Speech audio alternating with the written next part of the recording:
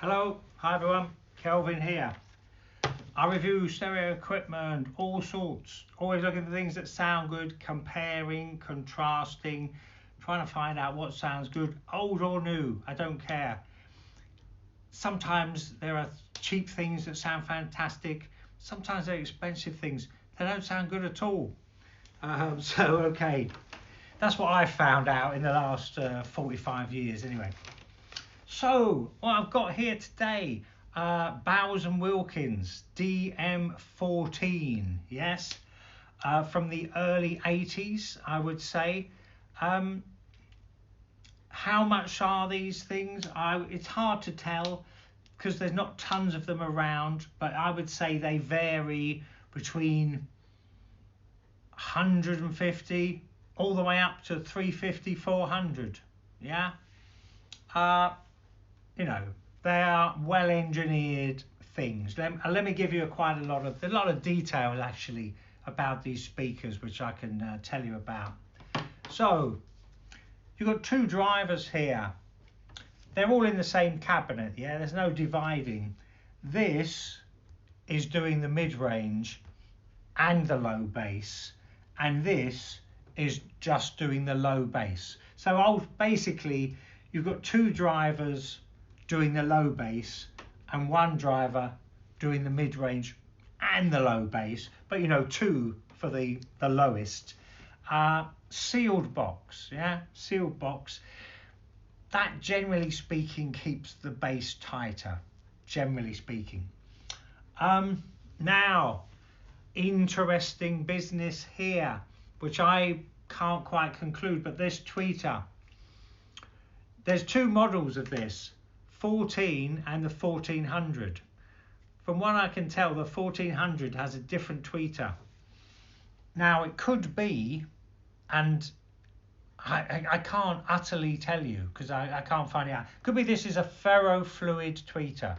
So if you don't know about that, in the late 80s, Kef in particular, they may not have been their drivers. Anyway, people started using ferrofluid inside the tweeter to cool it, so it could get, if you could drive it a lot, because the magnets get hotter and hotter the more you drive it, and the ferrofluid would cool it down. Yes, what they didn't figure out was that at some point in the future, which is normally 10 or 15 years, that ferrofluid turns kind of jammy and can really like make a tweeter grind to a halt and just destroy it. You know, it won't be working hardly at all.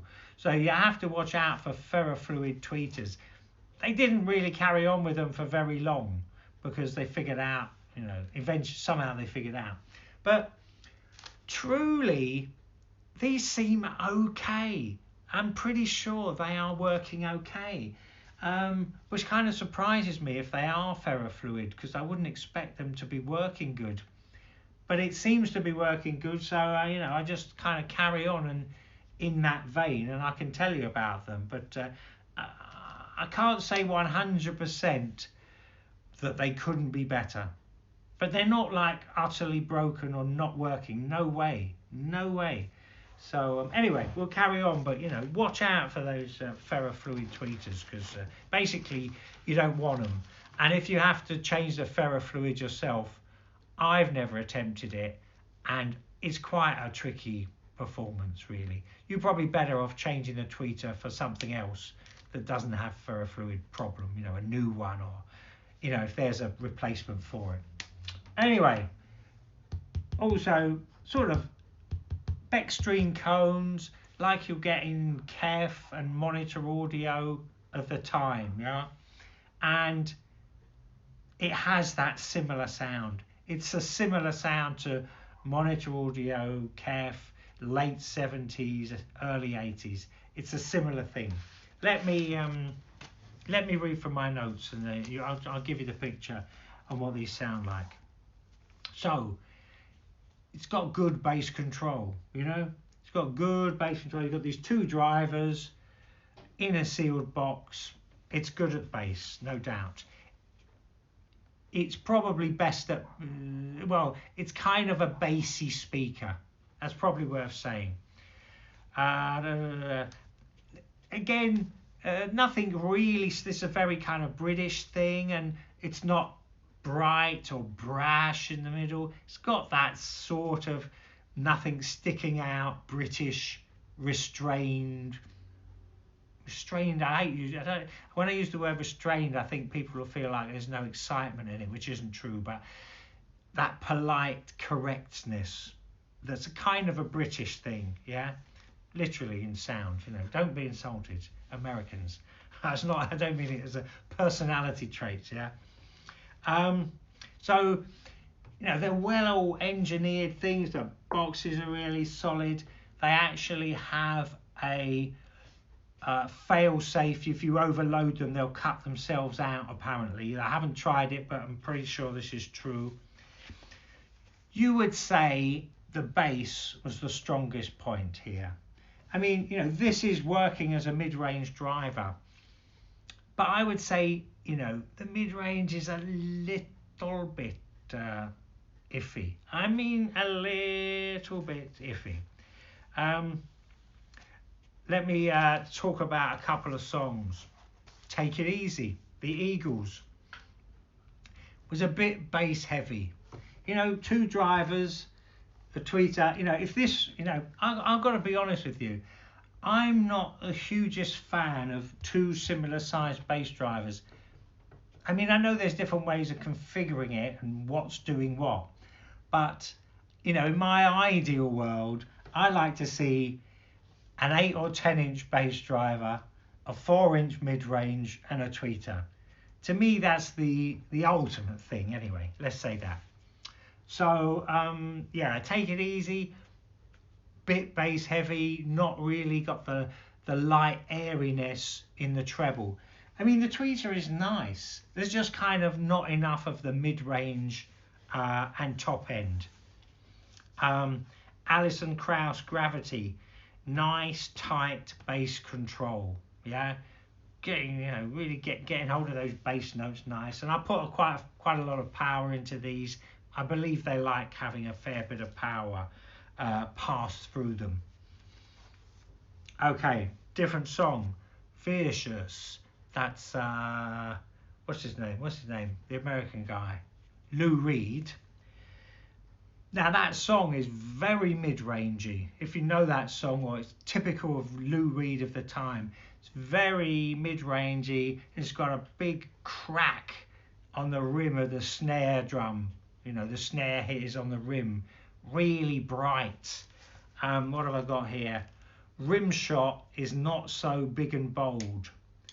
The whole song doesn't have that extreme cutting clarity that you normally get with that song. It's just bright and like it's recorded in an empty garage.